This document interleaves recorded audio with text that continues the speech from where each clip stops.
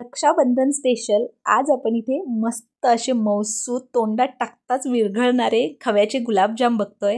Hello everyone, Shri Swami Samarth सर्वांना। आज बघा रक्षाबंधन स्पेशल मस्त असे खव्याचे गुलाबजाम करणार आहे आणि मस्त भाऊरायांना खुश करायचंय। तर बघा त्यासाठी अर्धी वाटी मैदा घेतलाय, त्यामध्ये अगदी चिमूटभर सोडा घालायचा आहे। अगदी चिमटीत बसेल एवढा सोडा घालायचा आहे। छान मिक्स करून घ्यायचं आणि त्यानंतर आपल्याला याच्यामध्ये खवा घालायचा आहे। आता तुम्हाला हा मी बाहेरून विकत आणलेला खवा आहे, कोणत्याही मिठाईच्या दुकानात आरामात हा खवा मिळतो आपल्याला। तर मी इथे 250 ग्राम खवा वापरलेला आहे। छोटी किसणी असते आलं किसायची, त्या किसणीने या पद्धतीने किसून घ्यायचा। किसून घेतल्यामुळे एकसारखा किसला जातो आणि त्याच्या गुठळ्या राहत नाहीत आणि व्यवस्थित आपल्याला मळून घेता येतं।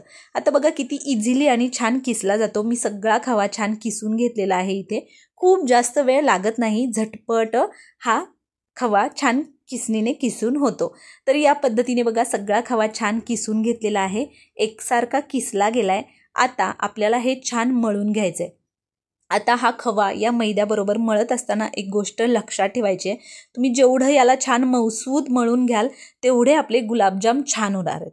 त्यामुळे मळताना अजिबात ही कंजूसी करायची नाही, व्यवस्थित मळून घ्यायचं जेणेकरून मस्त गुलाबजाम छान तयार होतात। आता त्यानंतर बघा रेस्टसाठी अर्धा तास बाजूला ठेवून द्यायचं, तोपर्यंत आपण पाक तयार करून घेऊ शकतो।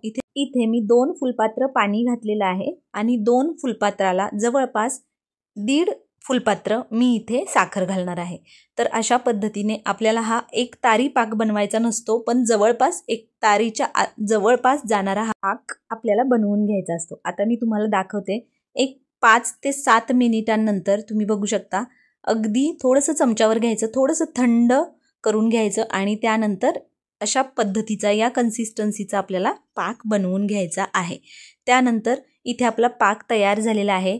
यामध्ये वेलची पावडर टाकायची, साधारण 7 ते 8 वेलची छान कुटून त्याची पावडर करून वेलची पावडर टाकायची आणि केशरच्या 7-8 काड्या टाकून घ्यायच्या। आता केशर घातल्याने एकदम छान रंग येतो या पाकाला आणि स्वादही भन्नाट लागतो।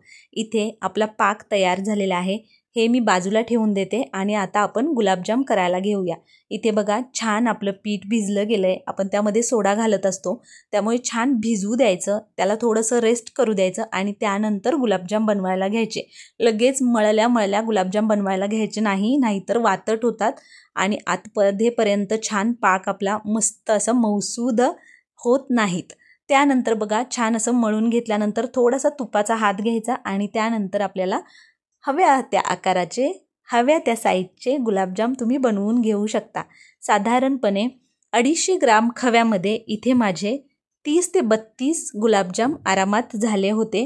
खूप जास्त लहानही मी गुलाबजाम केले नव्हते, अगदी मीडियम असे गुलाबजाम मी इथे करून घेतले होते। तुम्ही बघू शकता या साईजचे गुलाबजाम करून घेतलेत। आता जवळपास इथे आपले सगळे गुलाबजाम करून तयार झालेले आहेत। आता आपण याला तळून घेऊया। इथे कढई गरम करायला ठेवली आहे, कढईमध्ये तेल घालून घ्यायचं आहे। आता मी नेहमी तुम्हाला सांगत असते की कोणताही तळणीचा पदार्थ असतो तो तुम्ही स्टीलच्या किंवा लोखंडाच्या कढईमध्ये तळत जा, जेणेकरून त्या ॲल्युमिनियमच्या कढईला असा वेगळाच थर येत नाही तेलाचा आणि छान तळलाही जातो।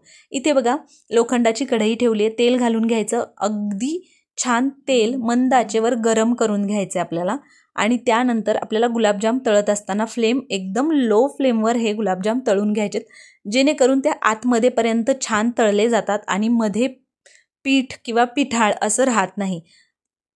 तेल गरम असेल तर खूप जास्त वेळ लागत नाही, अगदी मंद आचेवर छान हे गुलाबजाम तळून होतात।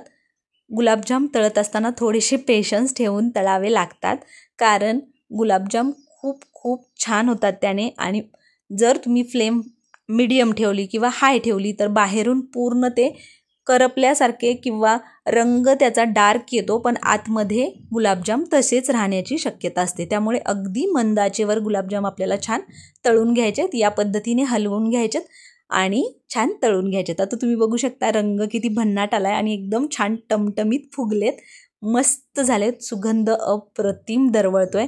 तर अशा पद्धतीने इथे आपली गुलाबजामची जवळपास एक बॅच छान तळून झाली। खूप जास्त डार्क करायचे नाही आहेत तेलामध्येच, अगदी या परफेक्ट रंगावर आपण हे गुलाबजाम आता काढून घेऊया।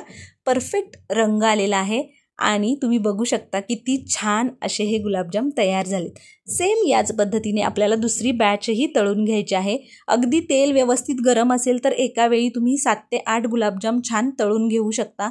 मी अगदी 2 ते 3 बॅचमध्ये सगळे गुलाबजाम तळून घेतलेले आहेत, त्यामुळे खूप जास्त वेळही लागत नाही। तर अशा पद्धतीने इथे आपले गुलाबजाम छान तळून झालेले आहेत। मस्त होतात खव्याचे गुलाबजाम आणि खूप आवडतात सगळ्यांना घरामध्ये। तर येणाऱ्या रक्षाबंधनला तुम्ही काय करताय तुमच्या भाऊरायांसाठी स्पेशल डिश मला कमेंट करून नक्की सांगा। तुम्ही काही ठरवलंय की नाही की काय मस्त गोडाचा छान पदार्थ करायचा आहे, तर नक्की मला कमेंट करून सांगा। तर बघा अशा पद्धतीने आपली दुसरी बॅचही मस्त अशी तळून झालेली आहे आणि इथे आपले गुलाबजाम तळून तयार आहेत। आता तुम्ही बघू शकता पाकाला आपल्या किती भन्नाट कलर आलाय। आपण याच्यामध्ये जे केशर घातलं होतं त्यामुळे भन्नाट असा छान कलर येतो। आता पाकही आपला कोमट आहे, थंड झाला असेल तर थोडासा कोमट करून घ्यायचा आणि त्यामध्ये आपल्याला हे गुलाबजाम घालून घ्यायचे। आणि कधीही पाकामध्ये गुलाबजाम घालत असताना या पद्धतीने पसरडं भांडं घ्यायचं, जेणेकरून छान गुलाबजाम मस्त असे मुरले जातात। तुम्ही बघू शकता किती भन्नाट दिसत आहेत गुलाबजाम आणि मस्त मौसूद झाले होते। मस्त आतमध्येपर्यंत छान पाक मुरला गेला होता आणि भन्नाट झाले होते। तर अशा पद्धतीने आता आपण इथे हे गुलाबजाम मुरण्यासाठी ठेवून दिलेले आहेत। आता साधारण ओव्हरनाईट ठेवू शकता किंवा 4 ते 5 तास मुरवून घ्यायचे आणि त्यानंतर आपले गुलाबजाम तुम्ही बघू शकता भन्नाट असा हा गुलाबजाम तयार झालेला आहे।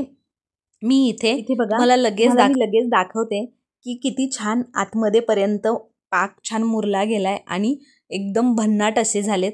जेव्हा हे 4 ते 5 तास छान मुरतात पाकामध्ये तेव्हा तर अगदी मस्त मौसूद असे हे गुलाबजाम तयार होतात। इथे आपले मस्त गुलाबजाम तयार झालेले आहेत। अगदी छान फोडून तुम्हाला दाखवते जवळून की किती भन्नाट आणि किती आतमध्येपर्यंत छान पाक मुरला गेलाय आणि भन्नाट झाले होते।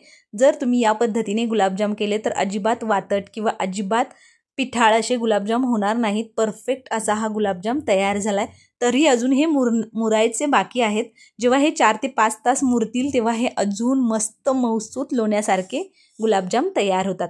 आता बघा छान असा हा गुलाबजाम आपला तयार झालेले आहे। तर तुम्हाला ही रेसिपी कशी वाटली मला नक्की कमेंट करून सांगा आणि तुम्हाला आपल्या रेसिपीज कशा वाटतात तेही कमेंट करून सांगा आणि बेल आयकॉन प्रेस करा। Bye bye.